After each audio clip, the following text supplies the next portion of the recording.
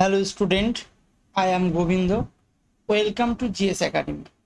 Student, আজকে তোমাদের একটা অ্যাডভান্স ম্যাথের নতুন চ্যাপ্টার শুরু হচ্ছে, ত্রিকোণমিতি। খুব গুরুত্বপূর্ণ এই চ্যাপ্টারটা।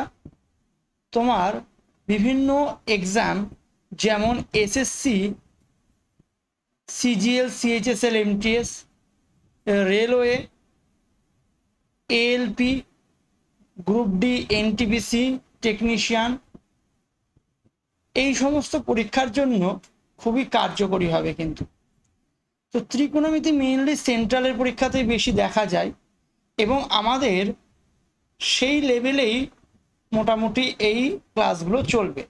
অর্থাৎ এসএসসি, সিজিএল এবং রেলের এনটিপিসি তুমি যাতে ভালোভাবে কভার করতে পারো সেরকম লেভেলেই পুরোপুরি করানো হবে। কিন্তু হ্যাঁ, তোমরা খাতা পেন নিয়ে বসবে, যা যা বলবো তাই তাই টুকে নেবে, নোট করবে। তাহলে আমি বলবো তুমি ত্রিকোণমিতি সম্পূর্ণটাই অ্যান্সার করে আসতে পারে পরীক্ষাতে, ঠিক আছে? এবং আমাদের এই আজকে প্রথম ক্লাস শুরু হচ্ছে। তোমরা যদি প্রত্যেকটা ক্লাস দেখো তাহলে ত্রিকোণমিতিতে আর আশা করি কোনো রকম অসুবিধা হবে না। আর অবশ্যই ভিডিওটা দেখার পরে তুমি বুঝতে পারলে কি না সেটা কিন্তু কমেন্টের মাধ্যমে জানিও।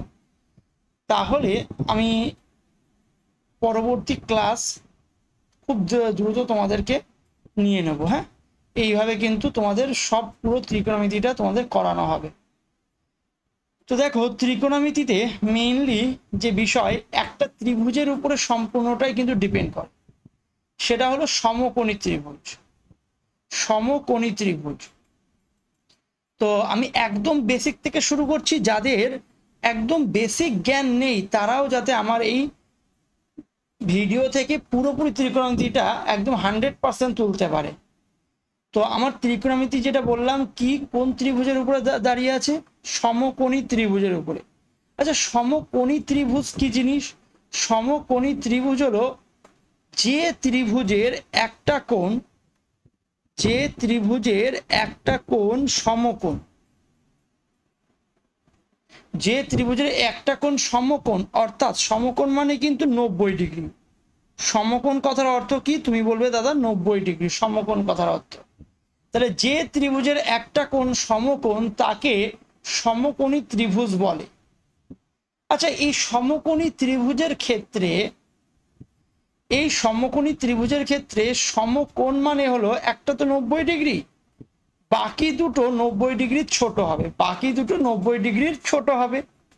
কেননা তুমি বুঝতেই পারছো, যেহেতু একটা ত্রিভুজের তিন কোণের সমষ্টি 180 ডিগ্রি, তার মধ্যে একজনই যদি 90 হয়ে যায় তাহলে বাকি দুটো মিলে তো 90, তাহলে দুটোকেই 90 থেকে ছোট হতে হবে। আচ্ছা, এই সমকোণী ত্রিভুজের তিনটে যে বাহু রয়েছে, তিনটে বাহুর একটা স্পেশাল নাম আছে। একটাকে বলে ভূমি, একটাকে বলে ভূমি, ইংলিশে বলে বেস। তাহলে আমি সর্বদাই কিন্তু বেসের বি দিয়ে লিখব। একটাকে বলে উচ্চতা, উচ্চতা সেটাকে আমি পি দিয়ে লিখব। আর একটা বলে অতিভুজ। আচ্ছা, উচ্চতার ইংলিশ হলো পারপেন্ডিকুলার, পি দিয়ে লিখব। আর অতিভুজ যার ইংলিশ নাম হলো হাইপোটেনাস, অতিভুজ যার ইংলিশ নাম হলো হাইপোটেনাস, তাহলে হলো এইচ দিয়ে লিখব। ঠিক আছে? তাহলে সমকোণী ত্রিভুজের ক্ষেত্রে কি বুঝলে? একটা কোণ 90 ডিগ্রি হবে এবং এর তিনটে বাহুর একটা স্পেশাল নাম আছে। কি কি? ভূমি, লম্ব আর হলো অতিভুজ। ভূমি, লম্ব, অতিভুজ। এই উচ্চতা বা লম্ব বলতে পারো এটাকে, এটাকে আর একটা কি বলতে পারো? লম্ব। এবং এই সমকোণী ত্রিভুজের ক্ষেত্রে একজন ম্যাথামেটিশিয়ান পিথাগোরাস একটা উপপাদ্য দিয়ে গেছেন, সেটা হলো লম্ব স্কয়ার, লম্ব স্কয়ার প্লাস ভূমি স্কয়ার ইজ ইকুয়াল টু অতিভুজ স্কয়ার, ইজ ইকুয়াল টু অতিভুজ স্কয়ার। এটা যদি আমি ইংলিশে লিখি তাহলে আমি বলবো পি স্কয়ার যোগ B square is equal to H square. আশা করি তোমরা বুঝতে পেরেছো। এই হলো পিথাগোরাসের মেন উপপাদ্যটা, এটা হলো পিথাগোরাসের মেন উপপাদ্য। আচ্ছা, এখান থেকে তুমি যে কোনো যদি একজনের মান বের করতে চাও, মনে করো বির মান বের করতে চাও, তাহলে তুমি বলে B square is equal to H square minus কি হবে পি স্কোয়ার। তাহলে বি ইজ ইকুয়াল টু কি হবে root over of H square minus H square minus P square. তাহলে আমি বলবো ভূমির মান, যদি কখনো ভূমির মান বের করতে হয় তাহলে আমি ডাইরেক্ট কি বলবো রুট ওভার অফ অতি স্কোয়ার মাইনাস লম্ব স্কোয়ার। বা তোমার যদি মনে করো কখনো এইচ বার করতে হয়, এই সরি এইচ না, এইচ তো বার হয়ে যাবে, এইচ বার করতে গেলে কি করবে root over of P square যোগ বি স্কোয়ার করবে। আচ্ছা মনে করো যদি পি বার করতে হয়, যদি পি বার করতে হয় তাহলে কি বলবে root over of H square minus B square. আগেরটা যেমন বির মানে কি হয়েছিল H square minus P square, তেমনি পির মানে হবে H square minus B square, বিটা বাদ যাবে সেক্ষেত্রে। এইভাবে জিনিসগুলোকে কিন্তু অল্টারনেট করে বের করা হবে, ঠিক আছে।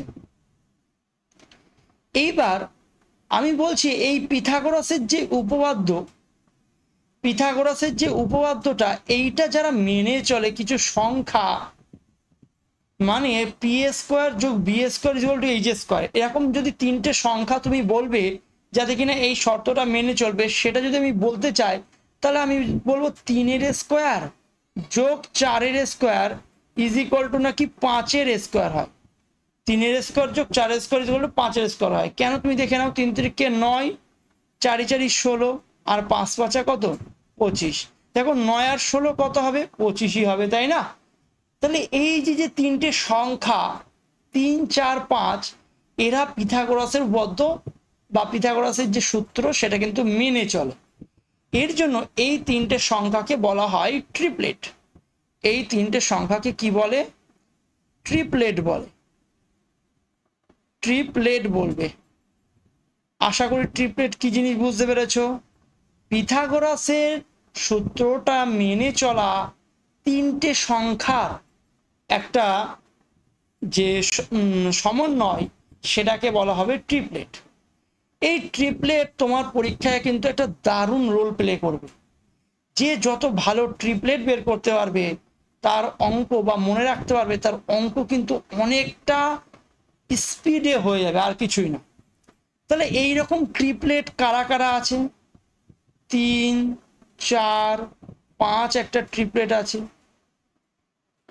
এবার একে যদি তুমি যে কোনো সংখ্যা দিয়ে যদি গুণ করো তারাও কিন্তু এক একটা কি হবে বলতো ট্রিপলেট হবে। 3 4 5 যদি ট্রিপলেট হয় তাহলে তুমি বলবে 3 দুগুণী 6, 4 দুগুণী 8, 5 দুগুণী 10, এরাও একটা ট্রিপলেট। আচ্ছা একে যদি আবার 3 দিয়ে গুণ করি, 3 3 9, 3 4 12, 3 5 15, এরাও একটা ট্রিপলেট। ওকে যদি 4 দিয়ে গুণ করি, 3 4 12, 4 4 16, 4 5 20, এরাও একটা ট্রিপলেট। তাহলে যে কোনো ট্রিপলেটকে যা দিয়েই গুণ করবে না কেন সেই আর একটা কি হয়ে যাবে নিজে ট্রিপলেট হয়ে যাবে। তো এরকম তুমি অসংখ্য ট্রিপলেট কিন্তু বানাতে পারো বা মনে রাখতে। আচ্ছা যেমন এটা 3 ট্রিপলেট কত হলো 4 আর 5, এটা কিভাবে পেলাম। 3 ট্রিপলেট এই যে 4 5 এটা কিভাবে পেলাম। তাহলে 3 স্কোয়ার করো, 3 3 কত 9 হয়। এই 9কে যদি 1 গ্যাপে লেখো, 1 গ্যাপে মানে 4 আর 5 এর মধ্যে গ্যাপ কত 1 গ্যাপ না। তাহলে 1 গ্যাপে লেখো, তাহলে এই যে সংখ্যাগুলো পেলাম 3 4 5 এরাই নাকি ট্রিপলেট, এরাই নাকি কি বলছি একটা ট্রিপলেট তৈরি করছে। তাহলে তুমি বলবে দাদা 5 ট্রিপলেট বলো তো, তুমি বলে 5 ট্রিপলেট কোনো ব্যাপারই না, 5 স্কোয়ার হলো 5 5 25, একে 1 গ্যাপে লিখে দাও। 1 গ্যাপে মানে 12 আর একটা কত 13, 12 আর 13 কত হয় 25। তাহলে তুমি বলবে দাদা 5 12 13 এরাও একটা ট্রিপলেট, 5 12 13 এরাও একটা ট্রিপলেট। তাহলে আমি লিখে দিলাম 5 12 13 এরাও একটা ট্রিপলেট হয়ে গেল। তাহলে তুমি নিশ্চয়ই বুঝতে পারছো বিষয়টা যে ট্রিপলেট কিভাবে বের করে। এবার একেও যদি তুমি কোনো সংখ্যা দিয়ে গুণ করো সেও একটা ট্রিপলেট হবে।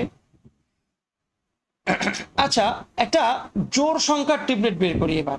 এতক্ষণ দেখো তুমি যদি একটু লক্ষ্য করো, এটা 3 আর কত 5 বিজোড় সংখ্যার ট্রিপলেট বেরিয়েছিল, কিন্তু এবার জোড় সংখ্যার যদি ট্রিপলেট বের করতে হয় তার নিয়মটা একটু দেখে নাও। মনে করো 8-এর ট্রিপলেট বের করবা। কত ট্রিপলেট? 8-এর ট্রিপলেট। তাহলে 8 কত হয়? 64। 64 তাকে হাফ বানাতে হবে। হাফ বানাতে হবে মানে কত? 32 দুগুণে 64 হয় না? এইবার তাকে 2-এর গ্যাপে লিখতে হবে। দেখো বিজোড়ের সময় কি ছিল নিয়ম? বিজোড়ের সময় নিয়ম ছিল স্কোয়ার করে 1-এর গ্যাপে, কিন্তু জোড়ের সময় নিয়ম হলো স্কোয়ার করো করে হাফ করো, স্কোয়ার করে তাকে হাফ করো এবং তাকে 2-এর গ্যাপে লেখো।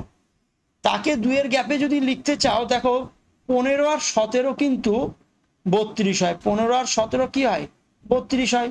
তাহলে তুমি বলবে দাদা 8, 15, 17 হলো একটা ট্রিপলেট। 8, 15, 17 হলো একটা ট্রিপলেট। তাহলে আমি সেই মোতাবিক এখানে আর একটা ট্রিপলেটকে জুড়ে দিচ্ছি।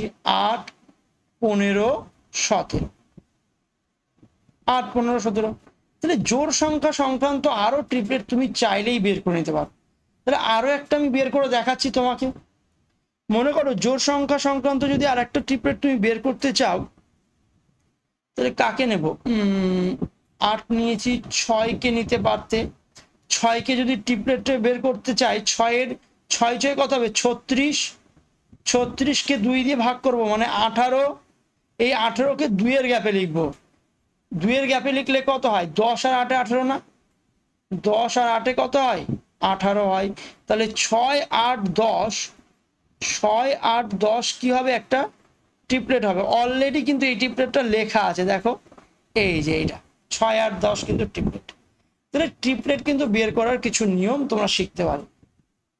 আচ্ছা, এছাড়া আমি একটা তাহলে ট্রিপলেটের চার্ট তৈরি করে দিচ্ছি তোমার জন্য, যেটা তুমি প্রতিনিয়ত তুমি এটাকে একটু একটু করে দেখবে। হ্যাঁ, তাহলে তোমার পরীক্ষায় খুব ভালো হবে। আমি তো আরো অনেক কিছু বলবো এক্সট্রা হবে, তুমি যদি আমার এই মানে সেশনে যুক্ত থাকো সারাক্ষণ, তাহলে তুমি দেখবে যে পরীক্ষায় আসা কিছু স্পেশাল টিপলেট আমি পরবর্তীতেও বলবো, যেগুলো সেই টিপলেটের সাথে তুমি অ্যাড করে নেবে। কেননা আমার টার্গেট হলো অঙ্ককে নিমেষের মধ্যে করে ফেলা, খুব কম সময়ের মধ্যে করে ফেলা। ঠিক আছে, এর জন্য কিছু জিনিস আছে না, তোমাকে একদম মুখস্থই রাখতে হবে সারাক্ষণের জন্য। আর এই মুখস্থ কিন্তু মুখস্থর মাধ্যমে হবে না, প্র্যাকটিসের মাধ্যমে হবে। ঠিক আছে, তো আমার এখানে পুরোপুরি তোমরা মানে একবার তো ইয়ে করছোই, পুরোপুরি চ্যাপ্টার করছোই, তারপরে গিয়ে তোমাদের প্র্যাকটিস সেট থাকবে, প্রচুর তোমরা প্র্যাকটিস করতে পারবে। ঠিক আছে, তাহলে 5, 12, 13 যেমন ট্রিপলেট, তেমনি 7, 24, 25 একটা ট্রিপলেট, খুব গুরুত্বপূর্ণ ট্রিপলেট। 7, 24, 25 একটা ট্রিপলেট কিভাবে হয় তুমি বের করে নেবে। 7, 7, 49, 24 আর 25 কত হয়? 49 হয়, তাই না? 8, 15, 17 লিখেছি। 9, 40, 41 একটা ট্রিপলেট। 9, 40, 41 একটা ট্রিপলেট হবে, ভাঙলেই তুমি পেয়ে যাবে এটাকে। তারপরে 11, 60, 61 একটা ট্রিপলেট হবে, কেননা 11, 11, 121, আর 60 যোগ 61 করলে হবে 121। তারপরে 12, 35, 37, 12, 35, 37 একটা ট্রিপলেট। 12, 35, 37 একটা খুব গুরুত্বপূর্ণ আমি ট্রিপলেট বলছি। 20, 21, 29 পরীক্ষায় ভীষণ হারে এই ট্রিপলেটের উপরে কোশ্চেন আসে। তুমি যখন জ্যামিতি করাবো সেক্ষেত্রেও আমি দেখাবো তোমাকে, এই ট্রিপলেট ভীষণ হারে ব্যবহার হয় কিন্তু। হ্যাঁ, 20, 21, 29। এছাড়া তোমার ট্রিপলেট আর না পড়লেও হবে, মোটামুটি এই কটা তোমরা মুখস্থ করলেই মোটামুটি হবে, বুঝলে?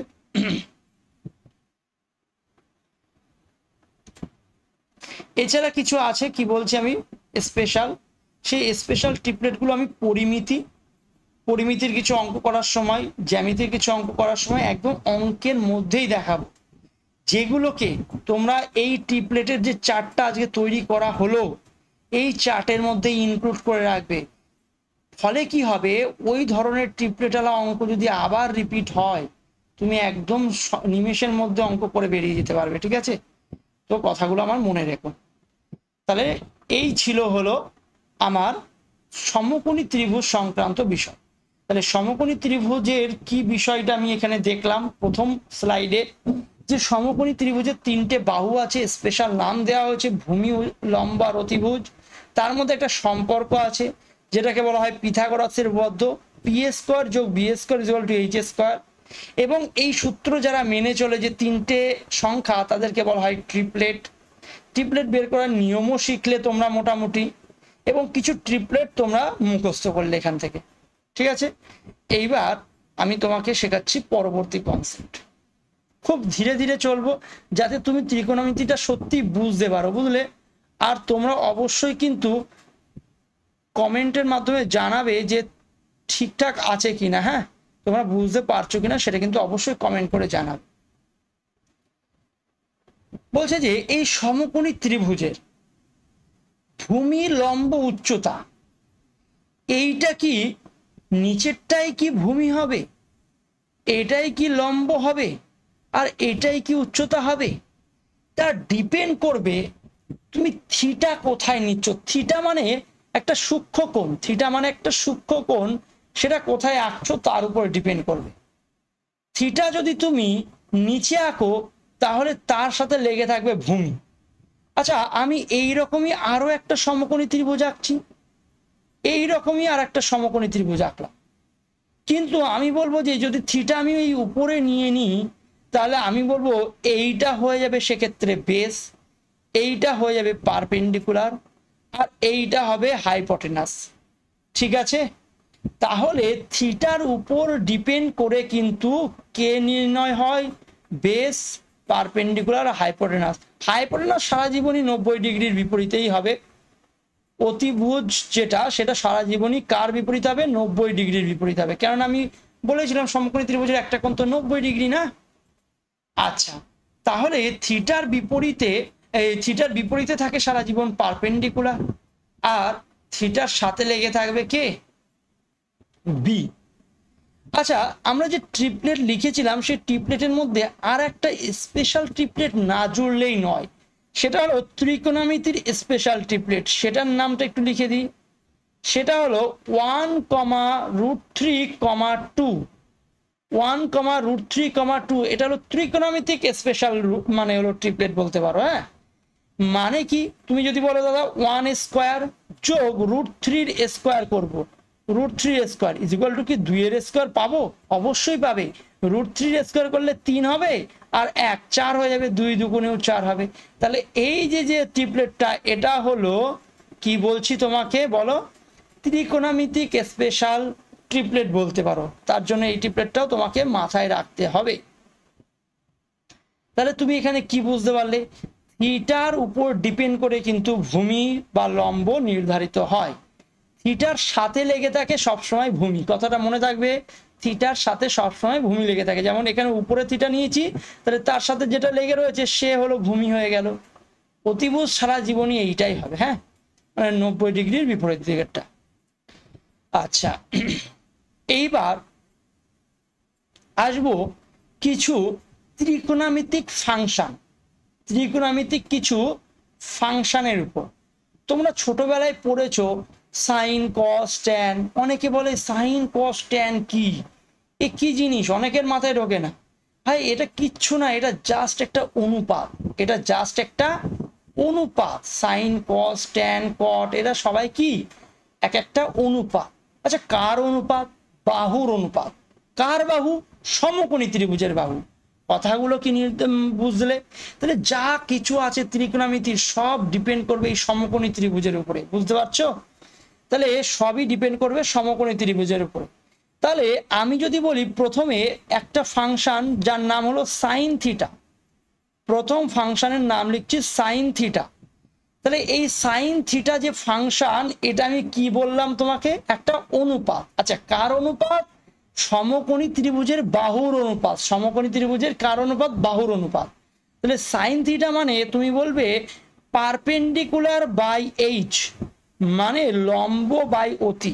মুখস্থ রাখতে পারবে নিশ্চয়ই। লম্ব বাই অতির যে অনুপাত সেটাকেই বলা হয় সাইন থিটা। লম্ব বাই অতির অনুপাতকে কি বলে? Sine theta. আশা করি বুঝেছো। আচ্ছা সাইন থিটার মতন আরেকটা ফাংশন আছে পরবর্তী ফাংশন, সেটা হলো কস থিটা। কস থিটা সেটা কার কার অনুপাত? সেটা হলো ভূমি বাই অতি, ভূমি বাই অতি মানে B by H, B by H.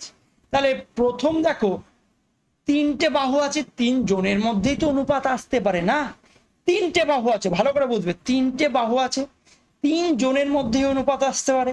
লম্বের সাথে অতিভুজের যে অনুপাত সেটাকে বলে সাইন, ভূমির সাথে অতিভুজের যে অনুপাত সেটাকে বলা হয় কজ, ভূমির সাথে অতিভুজের যে অনুপাত সেটাকে কি বলে কজ। ঠিক একইভাবে ট্যান বলে আর একখানা থাকে ফাংশন, ট্যান হলো যেটা বাকি থেকে গেল, মানে লম্ব বাই ভূমি, লম্ব বাই ভূমি, লম্ব বাই ভূমি হলো ট্যান থিটা, লম্ব বাই ভূমি হলো ট্যান থিটা। অ্যাকচুয়ালি ট্যান থিটাটা দেখো আর একভাবেও তুমি আনতে পারো, কিভাবে আনতে পারো তোমাকে আমি একটু বোঝাই। আচ্ছা ট্যান থিটাকে নাকি sine theta by cos theta লেখা যায়, সাইন থিটা বাই কি লেখা যায়? Cos theta. কেন লেখা যায় একটু যদি লক্ষ্য করো। আচ্ছা সাইন মানে তোমাকে কি শিখিয়েছি? তুমি বলে সাইন মানে দাদা তুমি একটু আগে শেখালে P by H, P by H শেখালে। আর কস মানে কি শিখিয়েছি? কস মানে তুমি বলে দাদা বি বাই এইচ শেখালে, বি বাই এইচ।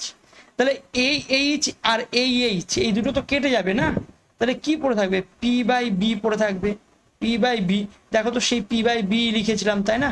তাহলে ট্যান থিটা মানে পি বাই বি যেমন, তেমনি ট্যান থিটা মানে সাইন বাই কজও লেখা যায়, সাইন বাই কি লেখা যায়? কজও লেখা যায়। আশা করি তোমরা বুঝতে পারছো। আমি এমন ভাবে তোমাদের পড়াবো যাতে একটা আর্টসের স্টুডেন্টও খুব সুন্দরভাবে ত্রিকোণমিতিটা ভালোভাবে রপ্ত করতে পারে, ঠিক আছে? আচ্ছা তাহলে sine theta, cos theta, tan theta, তিনটে ফাংশন যেমন পড়লে, তাহলে তিনটে ফাংশন আশা করি তোমার মুখস্থ হয়ে গেছে, লম্ব বাই অতি, ভূমি বাই অতি, লম্ব বাই ভূমি। আচ্ছা তাহলে লম্ব বাই অতি যেমন নিলাম, তাহলে অতি বাই লম্বও তো হতে পারে নাকি, মানে উল্টোটাও তো হতে পারে। তো এই উল্টের জন্য ফাংশনেরও একটা উল্টো ফাংশন আছে, ঠিক আছে? তাহলে সাইনের অনন্য ফাংশন বা তুমি বলতে পারো উল্টো ফাংশন, যার নাম হলো কোসেক, যার নাম কি? কোসেক। এই উল্টো ফাংশনের নামও তোমাকে মাথায় রাখতে হবে, কোসেক থিটা। কোসেক থিটা মানে কি? কোসেক থিটা মানে হলো H by P, cosec theta মানে এইচ বাই পি। আচ্ছা কজেরও একটা উল্টো ফাংশন আছে, কজেরও উল্টো ফাংশনের নাম হলো সেক থিটা, কজেরও উল্টো ফাংশনের নাম কি? Sec theta. সেটা কি হয়ে যাবে? তুমি বলে তাহলে ওটা বি বাই এইচ ছিল, তাহলে এটা এইচ বাই বি হয়ে যাবে। আচ্ছা ট্যানেরও নাকি একটা উল্টো ফাংশন আছে, ট্যানেরও যে উল্টো ফাংশন তার নাম হলো কট থিটা। কি থিটা? কট থিটা। সেটা হবে বি বাই পি, সেটা হয়ে যাবে কি? বি বাই পি হয়ে যাবে, বি বাই পি হয়ে যাবে। আশা করি তোমরা এই তিনটে জিনিস বুঝতে পারবে। তাহলে একটা হলো মূল ফাংশন সাইন কস ট্যান, আর আরো তিনটে ফাংশন আছে, যেটা হলো কি কি বলো? কোসেক, সেক আর কি? কট। কোসেক, সেক আর একটা হলো কট।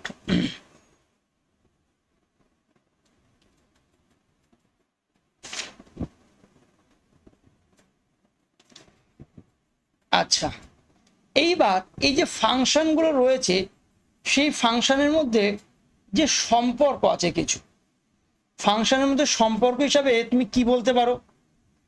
সম্পর্ক হিসাবে বলতে পারো সাইনের উল্টো হলো, সাইনের উল্টো হলো কোসেক, তাহলে 1 বাই কোসেক লিখবো। সাইনের উল্টো হলো কোসেক, তাহলে সাইনের উল্টো 1 বাই কোসেক লিখলাম। কজের উল্টো কি? কজের উল্টো হলো সেক, তাহলে 1 বাই সেক লিখলাম, সেক থিটা। আচ্ছা কট, ট্যানের উল্টো কি? ট্যানের উল্টো হলো কট, তাহলে 1 বাই কট থিটা লিখলাম, ঠিক আছে? এইটুকু জিনিস তোমরা বুঝতে পেরেছো।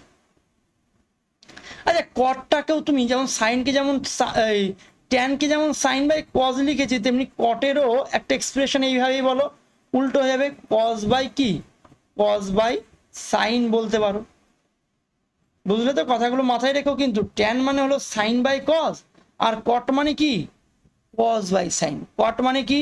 কজ বাই সাইন কিন্তু, ঠিক আছে।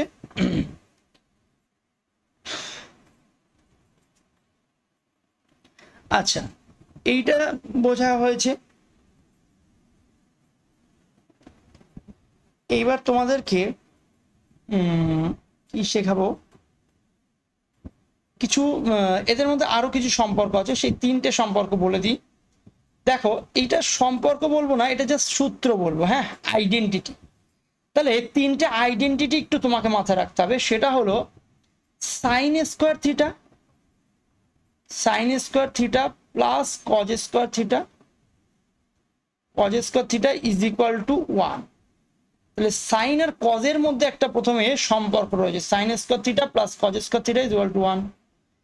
2 নম্বর আইডেন্টিটিকে তুমি কি বলতে পারো?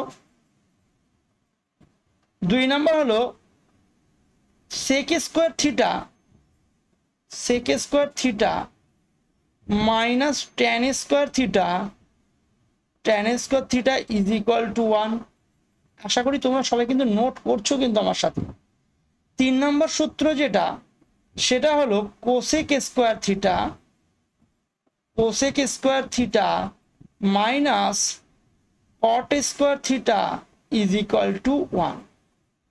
ঠিক আছে, তাহলে 3টে আইডেন্টিটি করলে তোমরা sign square theta plus cos square theta, দেখো একটাতেই শুধু প্লাস, কিন্তু বাকি দুটোতে কিন্তু কি আছে? মাইনাস চিহ্ন আছে, হ্যাঁ।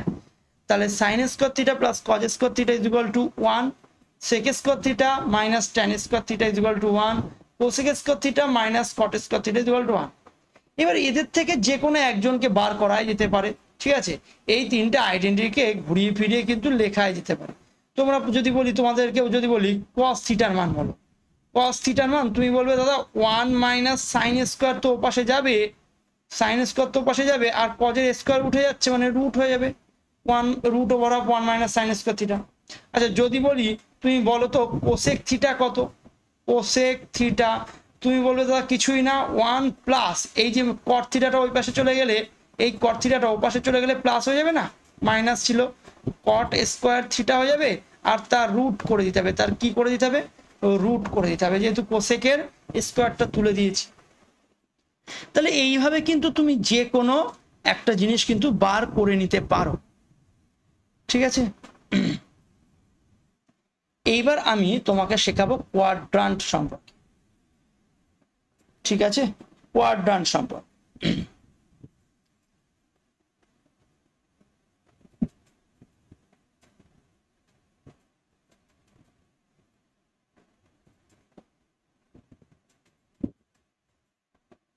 কোয়াড্রান্ট সম্পর্কে তোমরা এবার বলবে। কোয়াড্রান্ট মানে কিছু পাদ, কিছু পাদ পড়তে হবে। কি পড়তে হবে দেখো একটুখানি,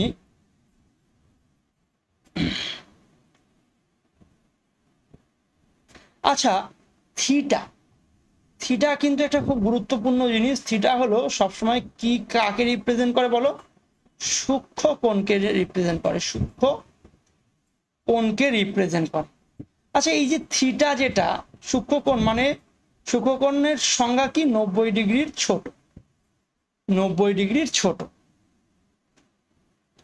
তাহলে এই যে যে আমি অ্যাক্সিস আঁকলাম, একটা হলো এক্স অক্ষ বলা হয়, আর একটাকে বলা হয় ওয়াই অক্ষ। এটা হলো এক্স অক্ষ, আর এইটা কি?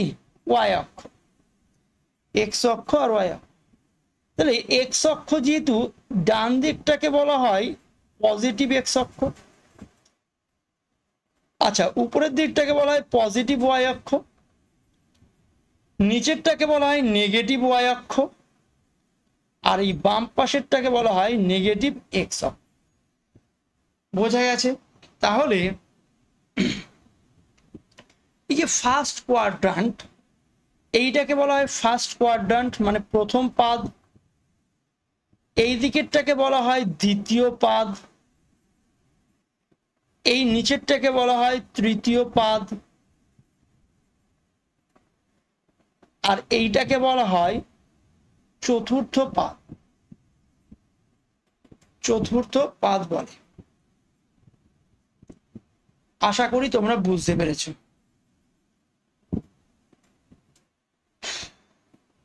এইবার বিষয় যেটা হচ্ছে, আমি যদি কোনো কোণ মাপতে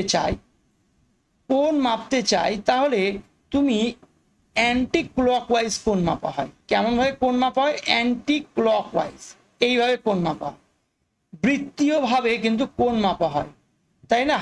তাহলে এই যে বিষয়টা আমি এঁকেছি, এই অ্যাক্সিসটা কেন আঁকলাম? কেন আমি এখান থেকে কোণ মাপবো, মানে এখান থেকে শুরু হবে, বুঝলে? কোণ মাপাটা শুরু হবে পজিটিভ এক্স অক্ষ থেকে, দিয়ে এই দিক থেকে আস্তে আস্তে যাবে।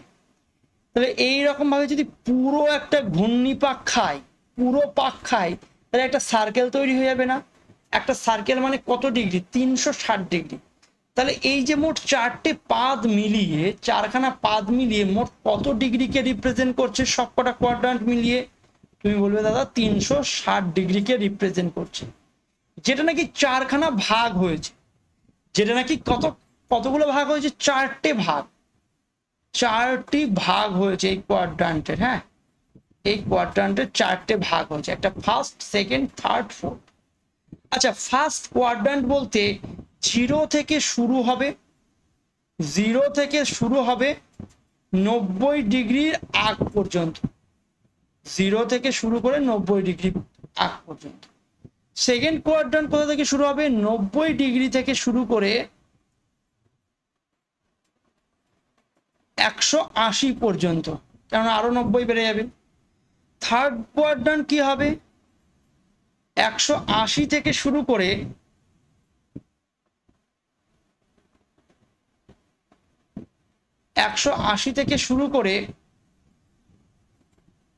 270 পর্যন্ত, আরো 90 বেড়ে গেল। আর ফোর্থ কোয়াড্রান্ট কি হবে? 270 থেকে শুরু করে 360 পর্যন্ত, 360 পর্যন্ত। এই হলো প্রত্যেকটা কোয়াড্রান্টের হিসাব নিকাশ। ঠিক আছে, মানে মোট ঘুরলে কত হয়ে যাবে? 360 ডিগ্রি কোণ তৈরি হয়ে যাবে কিন্তু। ঠিক আছে,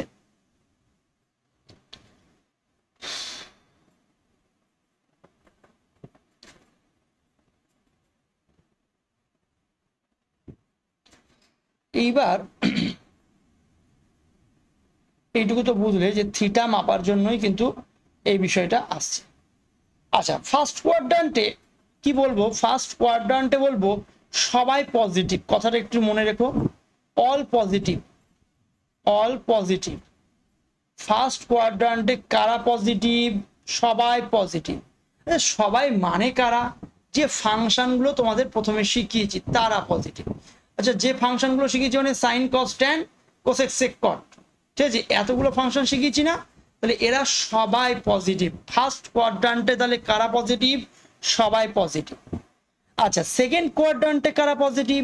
সেকেন্ড কোয়াড্রান্টে পজিটিভ হলো সাইন আর তার উল্টো, সাইন আর তার উল্টো মানে কোসেক, সাইন আর কোসেক এরা হলো পজিটিভ। বাকি তাহলে সবাই কি? বাকি সবাই নেগেটিভ। তাহলে তুমি বুঝতে পারছো, কোনো একটা অ্যাঙ্গেল যদি, কোনো একটা এমন অ্যাঙ্গেল দিল যেটা নাকি সেকেন্ড কোয়াড্রান্টে ঢুকে যাচ্ছে, তাহলে তারা কি হয়ে যাবে? তারা কিন্তু সবাই নেগেটিভ হয়ে যাবে। শুধু কারা পজিটিভ থাকবে? সাইন আর কোসেক ফাংশনটাই পজিটিভ থাকবে সেকেন্ড কোয়াড্রান্টে। আচ্ছা, থার্ড কোয়াড্রান্টে কারা কারা পজিটিভ? থার্ড কোয়াড্রান্টে হলো ট্যান আর কট পজিটিভ। ট্যান আর কারা পজিটিভ? Cot positive. কট কিন্তু কজ না, ট্যান আর কট পজিটিভ। আর ফোর্থ কোয়াড্রান্টে কারা পজিটিভ? কজ আর সেক পজিটিভ। কজ আর কে?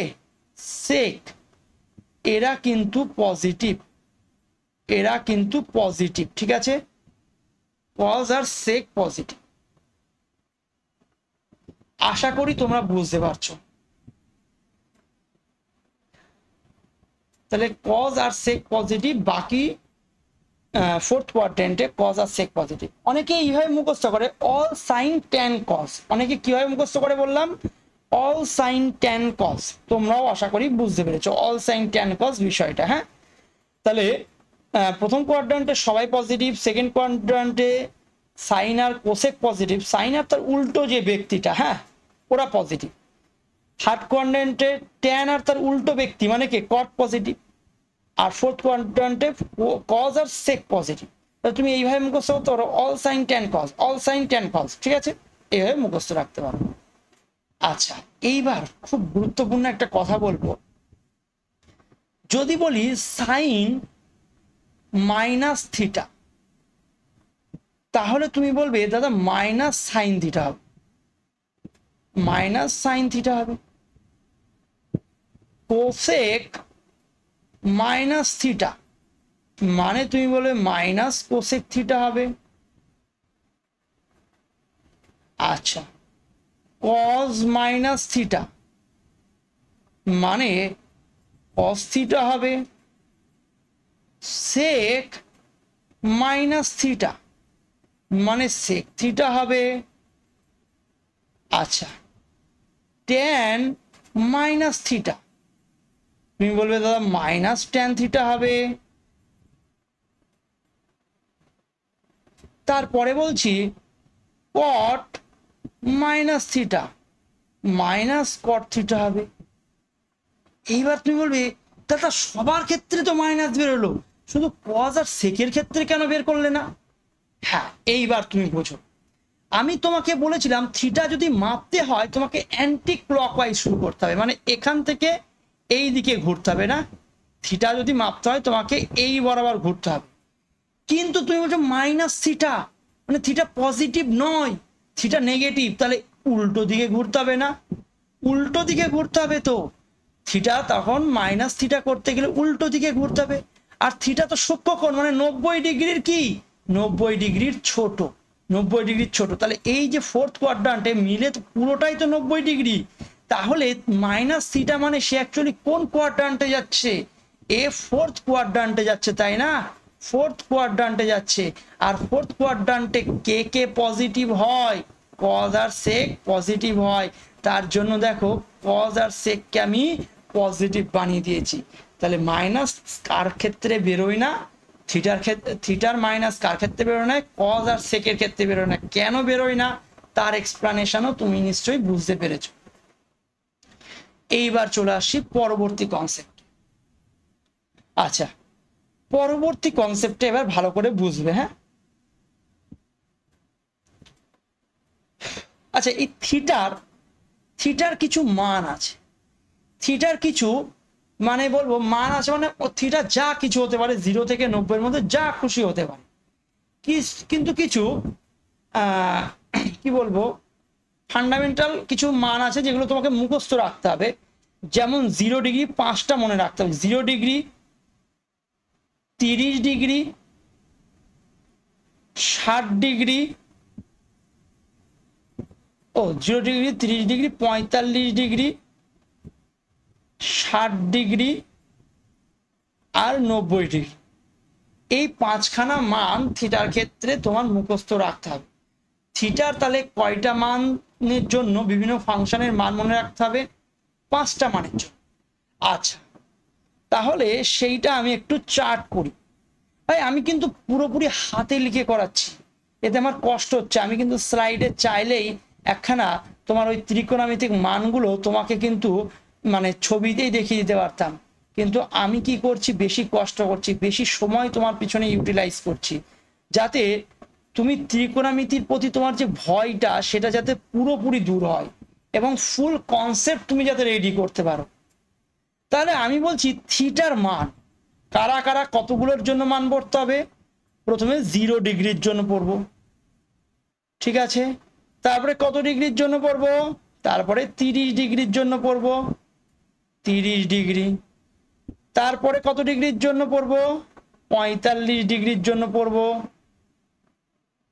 তারপরে কত ডিগ্রির জন্য পড়বো? তুমি বলে দাদা তারপরে 60 ডিগ্রির জন্য পড়াও, আর শেষে 90 ডিগ্রির জন্য তোমাকে পড়তে হবে, 90 ডিগ্রির জন্য পড়তে হবে। থিটার মান তাহলে এইগুলো হতে পারে, এবং এর সাপেক্ষে কাদের মান পড়তে হবে? ফাংশনগুলোর মান পড়তে হবে। তাহলে প্রথম ফাংশনের নাম হলো সাইন, প্রথম ফাংশনের নাম হলো সাইন। তাহলে সাইন 0 ডিগ্রি মান হলো 0, সাইন 30 ডিগ্রি মান হলো হাফ, সাইন 45 ডিগ্রি মান হলো 1/√2, সাইন 60 ডিগ্রি মান হলো √3/2, সাইন 90° মান হলো 1। ঠিক আছে, এই প্রথম যে এটা বানিয়েছি এইটা তোমাকে মুখস্থ রাখতে হবে। সাইন ফাংশনের বিভিন্ন ডিগ্রিতে 5টা ডিগ্রিতে 5 রকম মান আছে, এইটা তোমাকে মুখস্থ রাখতে হবে। ঠিক আছে, এই 5টা মান মুখস্থ করলেই তোমার নাকি পুরো একটা চার্ট তৈরি হয়ে যাবে। কিসের চার্ট তুমি দেখে নাও তাহলে। সাইনের প্রত্যেক পুরো যে চার্টটা তৈরি করেছি একইভাবে কজের চার্ট তৈরি করব। কজ কিছুই না, সাইনকে যেমন ভাবে লিখেছো পুরো উল্টো দিক থেকে লিখতে লিখতে চলে আসো। তার মানে 1√3/2, এটা হয়ে যাবে 1/√2, তারপরে হয়ে যাবে হাফ, তারপরে হয়ে যাবে 0। ঠিক আছে, তাহলে কসকে পুরোপুরি উল্টো দিক থেকে কিন্তু আমি লিখে গেলাম। সাইনকে যেমন ভাবে লিখেছি কসকে পুরো উল্টো দিক থেকে লিখে গেলাম। এরপরে চলে আসবো, তোমরা কিন্তু পুরো মুখস্থ রাখবে ভাই। আমি একটা কথা বলছি যে একটা অনেকে কি করে একটা মুখস্থ রাখে, পরীক্ষার হলে ভাবতে বসে ও কস তাহলে হলো 30 বলেছে, তার মানে সাইন 60-এ যেতে হবে, তাহলে √3/2 হবে। এইভাবে যদি তুমি করো ভাই, আমি সত্যি কথা বলে রাখছি, তুমি কিন্তু ত্রিকোণমিতি তাড়াতাড়ি নামাতে পারবে না, আর তোমার চাকরিটাও মনে করো হবে না। ঠিক আছে, যেমন জীবেরা যেমন দেখবে অভিযোজন করে না, তোমাকে অভিযোজন করা শিখতে হবে, না হলে তুমি কিন্তু বিলুপ্ত হয়ে যাবে ধীরে ধীরে। তাহলে সাইন কজের পরে তুমি পড়বে ট্যান। ট্যানের মানটা কি? ট্যান মানে আমরা জানি সাইন বাই কস। ট্যান মানে কি জানি? Sine by cos. তাহলে 0/1 করব। 0/1 মানে কত? 0/1 মানে 0, 0কে 1 দিয়ে ভাগ করলে 0 হবে। আচ্ছা, 30 ডিগ্রির মানটা হবে এইটা বাই এইটা, 2 কেটে যাবে, তাহলে 1/√3 হবে, 1/√3 হবে। 45 ডিগ্রির মানটা 1/√2, 1/√2 দুটোই কেটে যাবে, দিয়ে 1 হয়ে যাবে। আর এইটারও 2 কেটে গেলে শুধু উপরে √3 থাকবে, আর এটা 1/0। 1/0 মানে অসঙ্গত। 1/0 মানে কি? অসঙ্গত। 1/0 এর কথার অর্থ বলছো তোমরা? 1/0 মানে ভাগ করতে বলছে 0 দিয়ে 1কে। ভাই 0 দিয়ে যদি 1কে তুমি ভাগ করতে চাও, এমন কোন সংখ্যা আছে তোমার এই পৃথিবীতে এক্সিস্ট? এমন কোন কি সংখ্যা আছে তোমার এই পৃথিবীতে যেটা দিয়ে আমি 0 গুণ তত করব তাতে করে তোমার 1 দেবে, 0 মানে ভাগ মিলাতে পারবা? এমন কোনো কি সংখ্যার উপস্থিতি আছে? বলবে না দাদা, এরকম কোনো সংখ্যারই উপস্থিতি নেই। তাহলে সংখ্যারই যেহেতু উপস্থিতি নেই, তাহলে সেই বিষয়টা হয়ে গেল কি? অসঙ্গত কথা। সেটাই কি হয়ে গেল? অসঙ্গত কথা। মানে এর কোনো কি ভাগ করলে কোনো ভাগফল নেই, কোনো হলো এর মান নেই। ঠিক আছে, 1/0 মানে অসঙ্গত বিষয়। আচ্ছা, তাহলে কি 0/1 হতে পারে? 0/1, 0/1 মানে তুমি বলবে 1 দিয়ে 0কে ভাগ কর।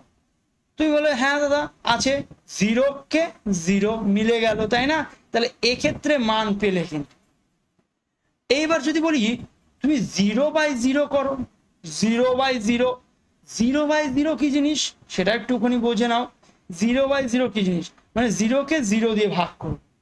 0কে 0 দিয়ে ভাগ করো মানে 0কে 0 মিলে যাবে, 0 দুগুণি 0, 3 0 0। মানে এরা কি বলছে? এরা অসংখ্য মান দেবে। তাহলে এক্ষেত্রে তুমি মানটাকে বলবে ইনফাইনাইট বা অসীম। এক্ষেত্রে জিনিসটার নাম কি? অসীম।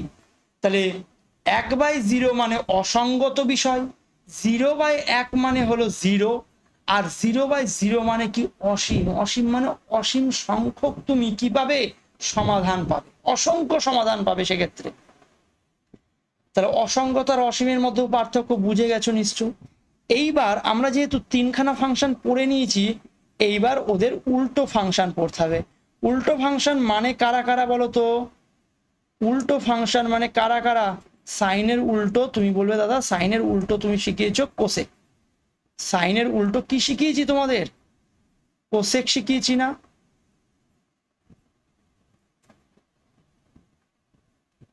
সাইনের উল্টো শিখিয়েছি কোসেক। তাহলে কোসেকটা লিখি।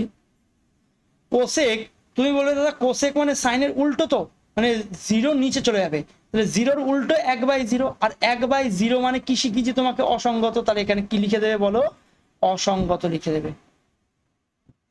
এখানে লিখে দেবে অসঙ্গত। আচ্ছা, 30 ডিগ্রি হাফ আছে, তাহলে উল্টে দিলে 2 হয়ে যাবে। 45 ডিগ্রি 1/√2 আছে, উল্টে দিলে √2 হয়ে যাবে। 60 ডিগ্রি উল্টে দিলে কি হয়ে যাবে? 2/√3 হয়ে যাবে। 1 উল্টো 1 হয়ে যাবে। আচ্ছা, কোসেক গেল, তাহলে কার উল্টো গেল? সাইনের উল্টো করে করে এইটা পেয়েছি। আচ্ছা, কজের উল্টো করলে কি পেয়ে যাব? সেক পেয়ে যাব। আচ্ছা, সেক পেলে কি হবে? সেক 1 উল্টো 1, √3/2 এর উল্টো কত? 2/√3, 1/√2 উল্টো √2, হাফের উল্টো কত? 2, আর 0-র উল্টো 1/0 মানে অসঙ্গত। অসঙ্গত।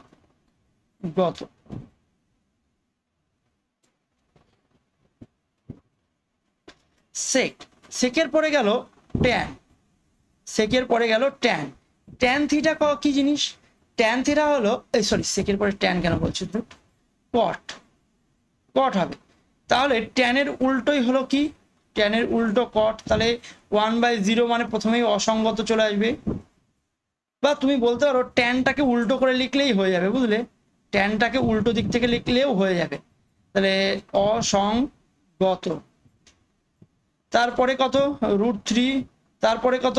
1, তারপরে কত? 1/√3, তারপরে লাস্টে 1 অসঙ্গত, তার উল্টো করলে কি হবে? 0 হয়ে যাবে। 1 অসঙ্গত মানে 0 হয়ে যাবে। ঠিক আছে? আচ্ছা, তাহলে এই বিষয়গুলো আশা করি তোমরা বুঝতে পেরেছো, এই মান নির্ণয়টা কিভাবে পেলাম।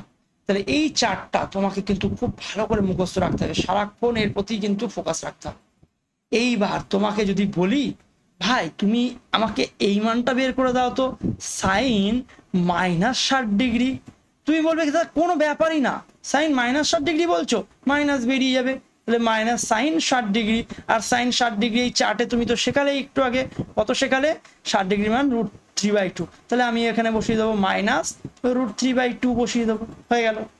কিন্তু তোমাকে যদি বলি cos -60 ডিগ্রি বের করো তো ভাই, তুমি বলে দাদা cos -60 ডিগ্রি, তাহলে কজের ক্ষেত্রে তো মাইনাস বেরোয় না। তার কারণ কি? cos হলো চতুর্থ পাদে কি? cos আর sec চতুর্থ পাদে তো পজিটিভ, তাহলে এর ক্ষেত্রে মাইনাস বেরোবে না। তাহলে এখানে আমি লিখে দেবো ডাইরেক্ট cos 60 ডিগ্রি। তাহলে cos 60 ডিগ্রির মান কত? মাইনাস তো বেরোবে না। cos 60 ডিগ্রির মান দেখে নাও একটুখানি, এই দেখো cos 60 ডিগ্রির মান হাফ আছে। তাহলে সেই অনুযায়ী আমি এখানে উত্তর কত লিখে দেবো? হাফ লিখে দেবো। আশা করি তোমরা বুঝতে পারছো। তাহলে মাইনাস যদি কোনো কিছুর মান বের করতে দেয়, তাহলে তোমরা বুঝতে পারছো কার কার ক্ষেত্রে মাইনাসটা বেরোবে আর কার কার ক্ষেত্রে মাইনাস বেরোবে না। তাহলে মাইনাস বেরোবে হলো সবার ক্ষেত্রে, শুধু কজ আর সেক বাদ দিয়ে। ঠিক আছে? তো আমি এখনকার ক্লাস এই পর্যন্ত রাখছি। এর পরের ক্লাস আমরা এরপর থেকে কন্টিনিউ করব, বুঝলে? না হলে লম্বা ভিডিও তৈরি হয়ে যাবে, আর লম্বা ভিডিও হলে ছেলে মেয়েদের অতটা বেশি দেখার ধৈর্য হয় না। তার জন্য আমি এখানেই ছাড়লাম। যদিও স্লাইডে আমার এখন অনেক কিছু করানোর ছিল, কিন্তু এর পরবর্তী টপিকটা খুব ইন্টারেস্টিং হবে। এর জন্য তোমরা দ্বিতীয় ভিডিওর জন্য অপেক্ষা করো, খুব ভালো ভালো জিনিস তোমরা শিখতে পারবে। ঠিক আছে? আর এখানে প্রচুর অঙ্কও তোমাকে করানো হবে। তো তোমরা যদি কেউ আমাদের এসএসসি স্পেশাল ব্যাচ কিনতে চাও, তাহলে আমাদের জিএস একাডেমি অ্যাপ্লিকেশানে চলে আসো। সেই অ্যাপ্লিকেশানে 1999 টাকায় তোমাদের ফুল এসএসসির ফুল কোর্স কিন্তু তোমাদের কমপ্লিট করানো হবে। জিকে, জিআই, ম্যাথ, ইংলিশ এবং সব কিছুর আপ টু ডেট যে ম্যাটেরিয়াল সেগুলো কিন্তু দেওয়া হবে। ঠিক আছে? বাইলিঙ্গুয়াল ভাষায়, মানে ইংলিশ বাংলা দুটোই থাকবে। আর টায়ার 2 লেভেল অবধি পুরোপুরি তোমাকে জিনিসগুলো শেখানো হবে। ঠিক আছে? যারা 24-25কে টার্গেট রাখছো তারা কিন্তু ব্যাচ জয়েন করতে পারো। আজকের ক্লাস এই পর্যন্ত। সকলকে ধন্যবাদ।